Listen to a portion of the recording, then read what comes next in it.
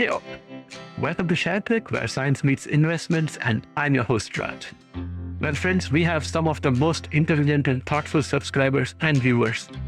A viewer recently commented on my video from yesterday about tariffs between US and Canada. And basically, his comment was that it was a socialist rant. I was planning to reply back to that in the comment section, but this is a much more nuanced topic, and I needed a little more space, which was not available in the comment section. So today, I want to take a moment to respond to the critique. I understand where that comes from, especially in today's polarized climate, but I want to take the time to explain why this conversation isn't about socialism or capitalism. It's about global economic justice, and it's long time overdue. So respectfully, I'd like to place my point of view and hope you would be able to understand where I'm coming from.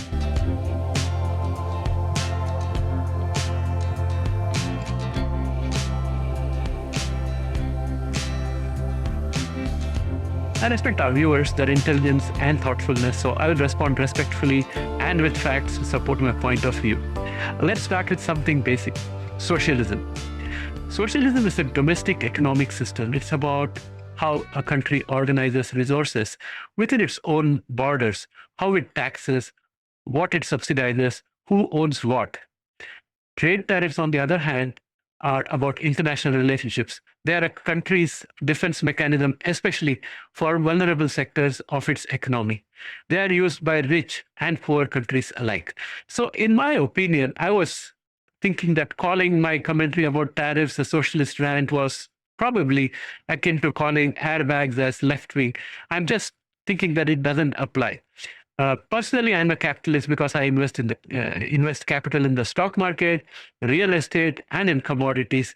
So, at heart, I'm a capitalist. But I think that uh, tariff definitely doesn't fall into socialism by any stretch of the imagination, in my opinion. So that's my point of view about the socialist rant point of it. But now I want to take an opportunity to exchange even more ideas from my side and hear back from you what you think about it. I'm thinking that even capitalist economies may need protection. No modern country is purely capitalist or socialist anymore. Let's be real. The US bailed out big banks during the 2008 financial crisis. That wasn't capitalism. That was a strategic intervention. One could tinge it by using the term corporate socialism. Highways, public education, the US Postal Service, FEMA, all these are socialist style structures inside the world's most capitalistic economy. And they are essential. Just like tariffs are essential tools for countries trying to survive in a global market dominated by richer and more powerful players. Let's take Canada, my home. Canada and the US have one of the closest economic partnerships in the world. We share logistics, labor flows, manufacturing, and investment. Yet, Canada still protects part of its agriculture, especially dairy, because food security is important for any country.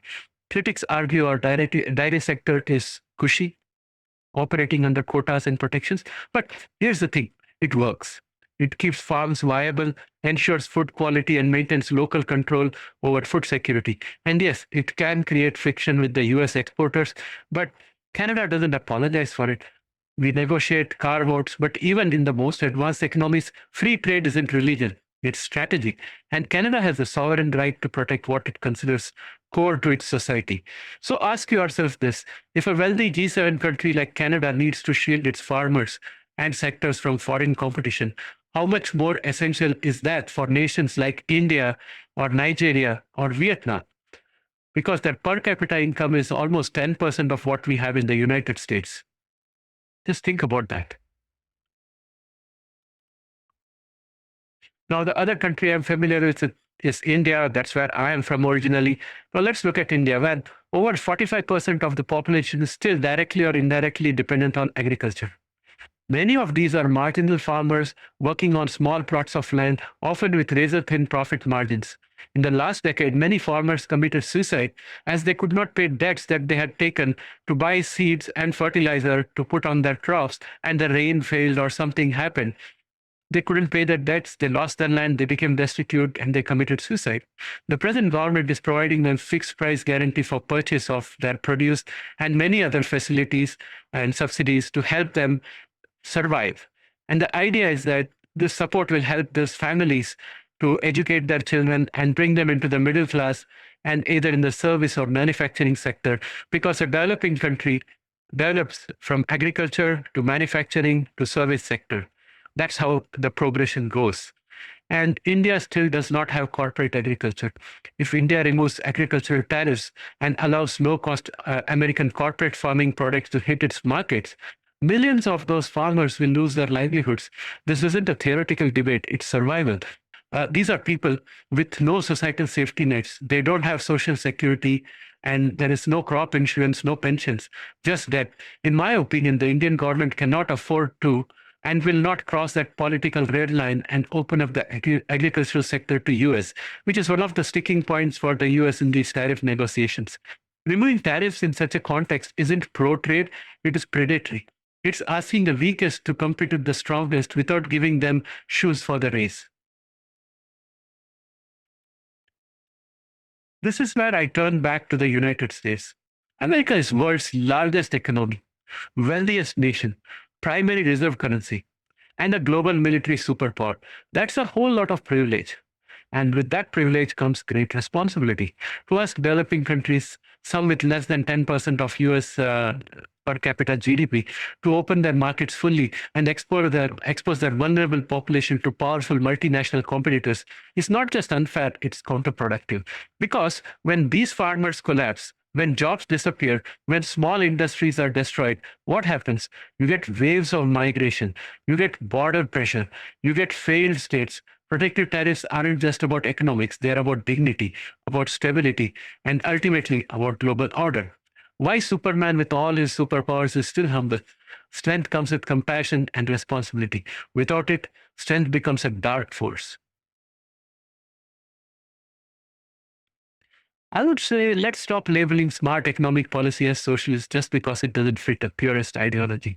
Every country, left, right, developed or developing, uses a mix of tools. The Jones Act in the US shipping industry, Buy American policies, the Inflation Reduction Act subsidies. These are tariff-like protections in spirit, even if they take a different legal form. What we are talking about here isn't ideology, it's balance. It's allowing nations the space to grow without being crushed. It's allowing capitalism to work where it can and guarding against its excesses where it can't.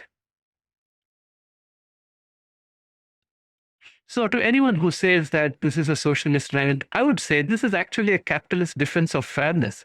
This is about giving everyone a fair shot at development. It's about recognizing that tariffs are sometimes the only tool weaker economies have to stand up to the giants. And if we really want a more stable, more cooperative world, and we want secure borders, we have to let these countries protect their people, just like Canada does, just like the US does, and just like every honest economy should. The real winner in this piece, in my opinion, is a large multinational corporation and the 1%. Many of these governments, under the influence of corporate lobbying, have created policies that make it increasingly difficult for younger generations to build stable lives. Housing is priced out of reach. Student loans are burdening college graduates so heavily that much of their early income goes towards debt repayment. This financial strain is a major driver of the gig economy, where people are forced to juggle multiple jobs just to maintain a basic standard of living. Over the years, corporate actors have successfully shaped legislation and tax policy to serve their own interests. They have offshored jobs to the cheapest labor markets, declared bankruptcies to avoid obligations to workers and pensioners, and lobbied for loopholes that allow them to pay minimal taxes. Now, with AI and robotics advancing rapidly, they are preparing to replace even more jobs, this time not by outsourcing, but by automating. The new model, well, set up local AI-driven production hubs in each country, cut deals with every government individually for ultra-low taxes, and leave the average citizen dependent on inadequate government transfers. This is not innovation for the people. It's efficiency for the few at the cost of economic dignity for many. As always, I would say please feel free to share your thoughts in the comment section. They make me re-examine my own thoughts and ideas to make sure that I'm thinking straight. And in this instance, I have re-examined my thoughts and I've presented it to you. I look forward to your comments. And thanks for bringing this topic up and giving me an opportunity to make this video to explain my point of view. Thanks for watching this video. If you have not yet subscribed, can you please subscribe and help grow this channel? And this brings me to the end of the video for now. I'll catch up with you again in the next one. Bye for now.